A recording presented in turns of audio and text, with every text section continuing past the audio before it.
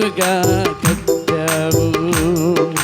చేదైన జలమును మధురముగా మార్చావు.